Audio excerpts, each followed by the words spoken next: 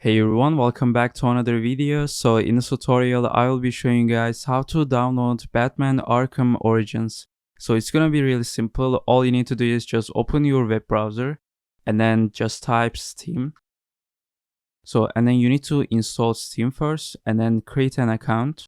So after you create an account, just go to your Steam. And then in here, you'll see the search bar. Just click on here and then just type Batman Arkham Origins.